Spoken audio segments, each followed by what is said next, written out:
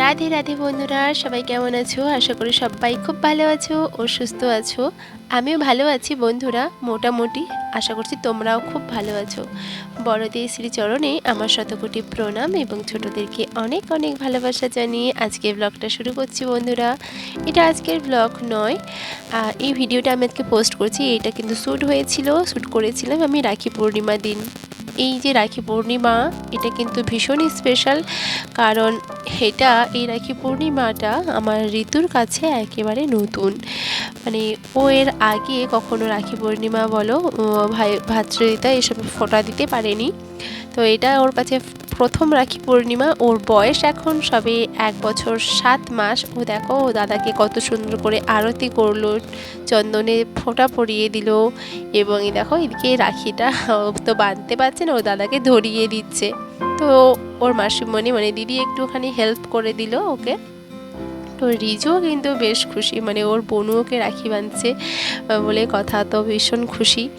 তো আমাদের গোপালকেও কিন্তু বাঁধা হয়েছে ওর দাদার আর ঋতুর উপলক্ষে। আমি গোপালকে দিয়ে দিয়েছি মাকে, মা বেঁধে দেবে গোপালদেরকে, নুনি গোপালকে। এবারে দেখো ঋতু কত সুন্দর করে ও দাদাকে খাইয়ে দেয় মিষ্টিটা। সত্যি ভাবতে পারিনি যে ও মানে খাওয়াতে পারবে এইভাবে বলে, দেখো কত সুন্দর করে খাইয়ে দিল।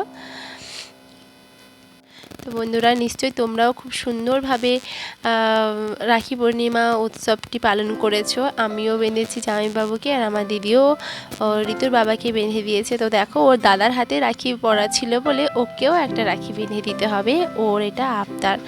এবারে দেখো ও কী করে, ওই যে বরণের যে থালাটা না, ও যে বরণ করেছে, ও দাদাকে বলছে যে ওই থালাটা নিয়ে যেন ওকেও যেন একটু বরণ করে দেয়। মানে ভাবতে পারছো? তো বন্ধুরা, তোমাদের যদি আমার এই ছোট মিনি ব্লগটা ভালো লাগে, তাহলে অবশ্যই আমার ব্লগটা একটু সাবস্ক্রাইব করে কমেন্ট ও লাইক করে দিও বন্ধুরা, দিয়ে আমার পাশে থেকো।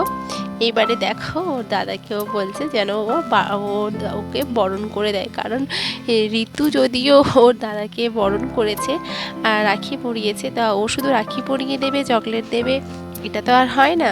তা বললে কি হয় বলো, ওকেও বরণ করে দিতে হবে। তো দেখো খুব খুশি কিন্তু ও। পূর্ণিমা ছিল, পূর্ণিমাতে না আমাদের বাড়িতে ভাত এসব খাওয়া হয় না, দুপুরে কিন্তু ভাত খায় অনেকে। তো পূর্ণিমার দিন রুটি খায় সকাল থেকে, মানে পূর্ণিমা যখন থেকে পাবে বা লাগাছাড়া করে। তো আমরা করি না, আমরা একাদশীটা খুব নিষ্ঠাভাবে করি। ওর জন্য আমাদের বাড়িতে আজকের রাত্রে হয়েছিল রুটি। তো এখানে আমি আমাদের পরিমাণ মতন, বাড়ির অনেকগুলো লোক আমাদের, তো আমি পরিমাণ মতন রুটিটা মেখে নিচ্ছি। রুটি হয়েছিল আর হয়েছিল মটরের তরকারি, এটাই ছিল আমাদের রাত্রের খাওয়ার। আর দুপুরে আমরা নিরামিষ ভাত খাই।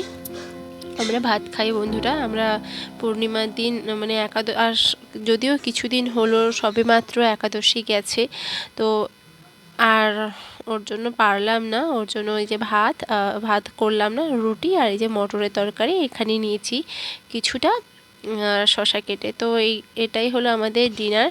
তো সবাই মিলে এখানে খেতে বসছে, আর আমাদের টিভিটা না একটু প্রবলেম হয়ে গেছিলো বলে খাটের ওপরেই রাখতে হয়েছে। তো রাধে রাধে বন্ধুরা, সবাই খুব ভালো থেকে